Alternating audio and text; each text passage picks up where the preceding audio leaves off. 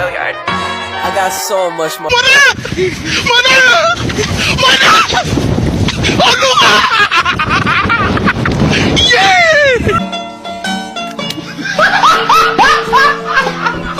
Are you ready, kids? Aye, aye, Captain! I can't hear you. Aye, aye, Captain! Oh!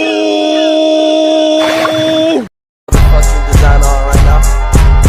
Break it down, bring it back, make it clap. I got 3 old thoughts, new block, where that thing. Bitches on my line, and you know Assalamualaikum warahmatullahi wabarakatuh. Baiklah, di sini saya akan menjelaskan makalah saya yang berjudul Sejarah Ilmu Ekonomi untuk memenuhi mata kuliah pengantar ekonomi mikro.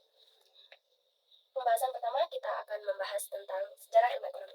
Jadi, sejarah ilmu ekonomi modern dianggap bermula dari zamannya Bapak Ekonomi. Bapak Ekonomi sendiri yaitu Bapak Adam Smith pada tahun dimulai 1723 sampai dengan 1790.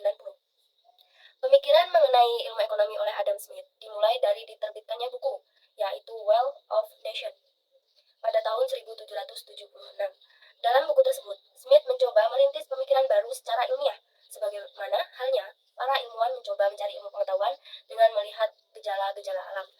Misalkan, adanya kondisi kenaikan harga dan pengangguran merupakan akibat dari gangguan keseimbangan sistem ekonomi tersebut. Bila kondisi keseimbangan ini dikembalikan, maka masalah ekonomi akan teratasi.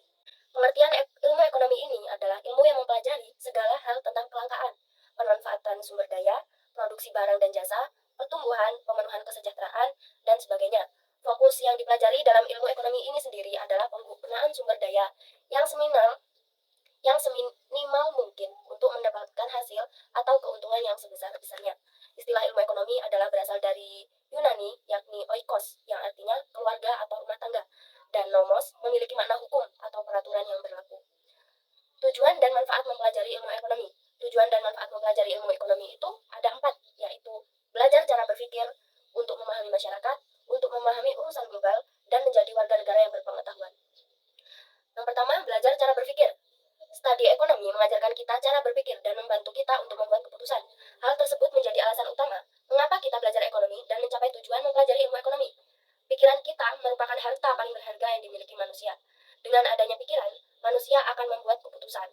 Kita dapat mempertimbangkan nama yang baik dan buruk serta dapat menimbang prioritas mana yang harus dipilih. Yang kedua, untuk memecahkan masalah masyarakat. Dalam memecahkan masalah masyarakat dengan lebih baik dan menemukan solusi atas permasalahan masyarakat tersebut. Dalam ekonomi, membantu untuk memahami masyarakat dengan lebih baik dan menemukan solusi atas permasalahan masyarakat. Untuk memahaminya, bagaimana keputusan ekonomi telah membantu lingkungan kita dan sekitarnya.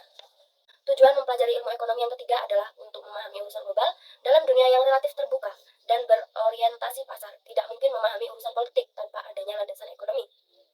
Satu negara dengan negara lain saling berhubungan secara ekonomi. Jelas bahwa ekonomi menjadi salah satu yang memainkan peran penting dalam hubungan internasional. Dalam interaksi ini, tentu kita perlu memahami ilmu ekonomi agar memahami bagaimana mensejahterakan rakyat dalam interaksi dengan dunia luar negeri atau perdagangan internasional. Yang keempat, menjadi warga negara yang berpengetahuan. Pengetahuan tentang ekonomi sangat penting untuk menjadi warga negara yang berpengetahuan.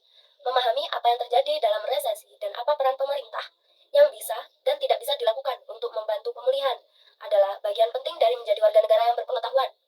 Ekonomi juga penting dalam memahami serangkaian keputusan pemerintah sehari-hari lainnya, baik di tingkat lokal ataupun internasional. Pembagian dan ruang lingkup ekonomi sejatinya sangat banyak dan luas cakupannya. Namun, pembagian ilmu ekonomi secara umum dibagi pada 2 kategori yang besar, yaitu ekonomi mikro dan ekonomi makro.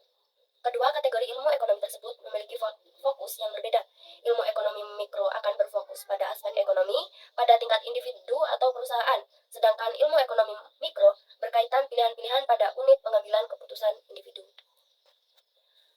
Pada beberapa kampus yang memiliki jurusan ilmu ekonomi akan mengajarkan beragam mata kuliah yang mencakup ruang lingkup ilmu ekonomi.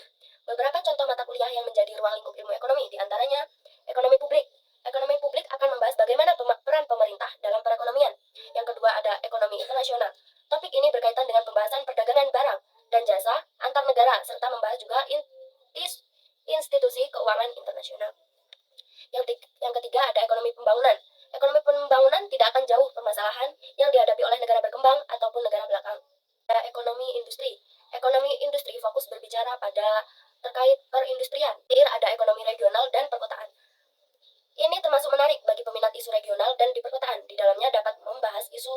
spesial, hubungan kota dan daerah sekitar kota, penentuan wilayah untuk aktivitas bisnis tertentu, dan lain-lain. Kita akan membahas tentang sejarah pemikiran ekonomi. Sejarah pemikiran ekonomi, pembahasan ini akan mengulas berbagai pemikiran-pemikiran dalam ekonomi yang telah berkembang, termasuk di dalamnya membahas bagaimana pemikiran ekonomi dari Adam Smith, Karl Marx, bahkan hingga Keynes. Di sini akan mengulas landasan filosofi dan teori para pemikir ekonomi dari waktu ke waktu. Kesimpulan dari pembahasan saya kali ini adalah, fokus yang dipelajari dalam ilmu ekonomi adalah penggunaan sumber daya yang seminimal mungkin untuk mendapatkan hasil atau keuntungan sebesar-besarnya. Cukup sekian materi dari saya, kurang lebihnya saya mohon maaf. Saya akhiri, wallahu muwaffiq ila aqwamit thoriq. Wassalamualaikum warahmatullahi wabarakatuh. Bring it back,